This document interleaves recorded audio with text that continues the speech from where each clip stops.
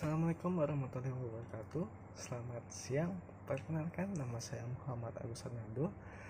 Di sini saya akan mengerjakan tugas dari IRS Center pada bulan Mei, di mana pelatihan adalah pelatihan siap kerja,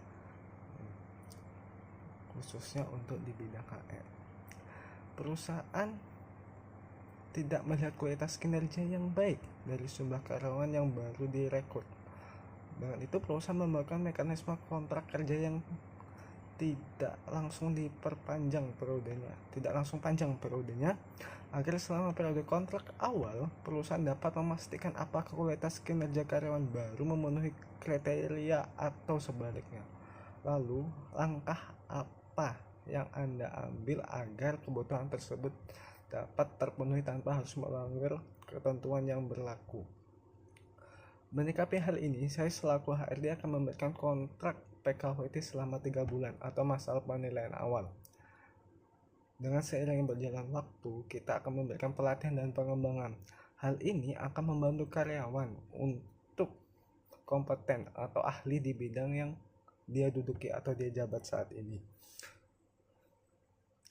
Terus kemudian juga kita memberikan catatan tentang karyawan selama masa periode awal atau periode 3 bulan itu, baik ketercapaiannya atau kekurangannya selama masa percobaan tersebut.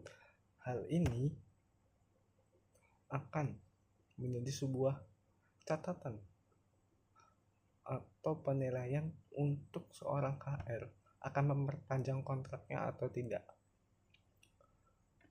Hal ini juga mengacu pada Undang-Undang Ketenagakerjaan Nomor 3 Tahun 2003 yang menekankan pentingnya memberikan peluang kerja sebanyak mungkin bagi tenaga kerja Indonesia melalui pemberdayaan. Sementara di Undang-Undang Nomor 6 Tahun 2023 tentang Cipta Kerja untuk menciptakan lingkungan ekonomi yang mendukung penciptaan lapangan kerja dalam. Selanjutnya di sini saya akan menjelaskan tentang perbedaan antara pekerja paruh waktu, pekerja harian, dan pekerja full time. Baik, pertama di sini kita akan membahas tentang pekerja paruh waktu. Bekerja dalam waktu jam kerja yang lebih singkat daripada pekerja full time, memiliki masa kontrak kerja yang lebih pendek, dan biasa memiliki hak dan manfaat yang lebih sedikit. Kedua, pekerja harian bekerja dalam jam kerja penuh, memiliki kontrak kerja yang lebih pendek, dan serta manfaat dan haknya yang terbatas. Kemudian lanjut ke pekerja full time, bekerja dalam jam kerja penuh, memiliki kontrak kerja yang berkelanjutan dan hak serta manfaat yang lebih lengkap dan stabil. Perbedaan utama terletak pada jam kerja, durasi kontrak, dan hak serta manfaat yang diberikan kepada masing-masing kategori pekerja. Pekerjaan paruh waktu dan pekerja harian cenderung memiliki fleksibilitas yang lebih besar dalam jam kerja, sementara pekerja full time menawarkan jaminan pekerjaan dan manfaat yang lebih besar. Baik, selanjutnya di sini kita akan menjelaskan apa itu hak karyawan dengan status PKWT dan status PKWTT.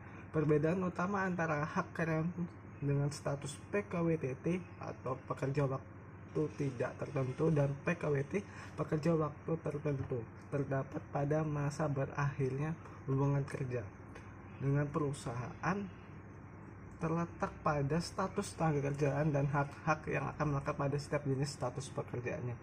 Berikut saya akan perbandingan secara rinci antara keduanya. Pertama, di sini kita akan menjelaskan tentang PKWTT atau pekerjaan kerja waktu tidak tertentu.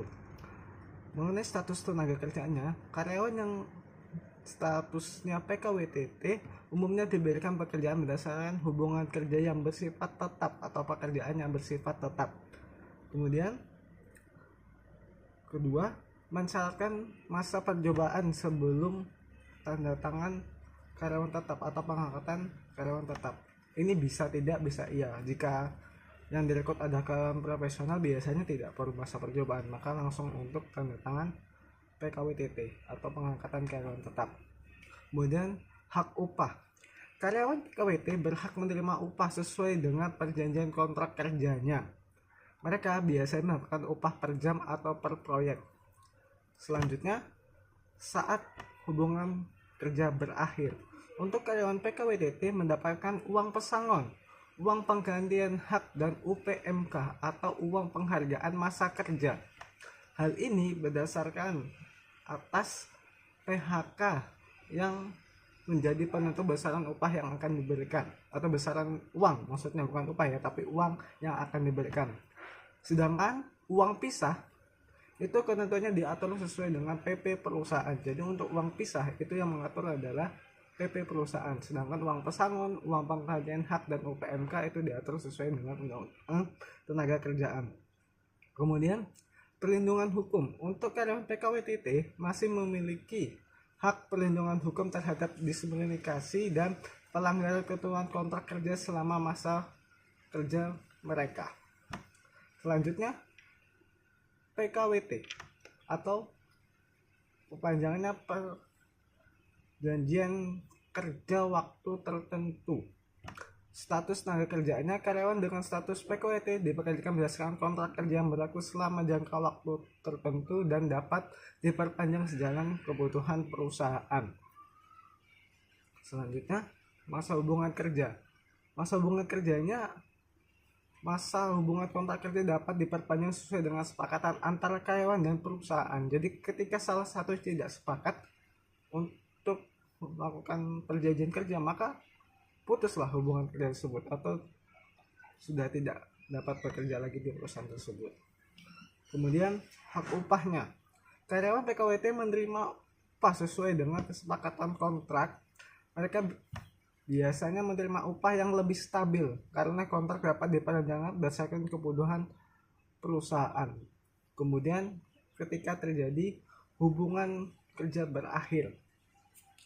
Untuk karyawan PKWT mendapatkan uang kompensasi, di mana uang kompensasi tersebut dihitung berdasarkan masa kerjanya, dibagi dengan 12 dan dikali dengan upah 1 bulan yang dia dapat. Dan untuk karyawan PKWT juga mendapatkan uang pisah sesuai dengan peraturan perusahaan.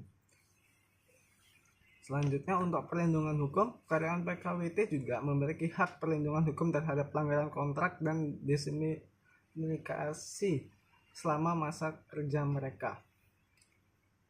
Perlu kita ingat bahwa ketentuan ketenagakerjaan dapat bervariasi berdasarkan undang-undang masing-masing negara dan peraturan perusahaan. Oleh karena itu, sangat penting untuk merujuk kepada kontrak kerja individu dan peraturan yang berlaku. Di mana peraturan berlaku maksudnya adalah di negara atau wilayah tempat bekerja. Untuk memenuhi hak dan kewajiban yang berlaku untuk masing-masing jenis pekerja. Baik, itu saja yang dapat saya jelaskan. Saya Hari, Assalamualaikum warahmatullahi wabarakatuh, dan selamat siang.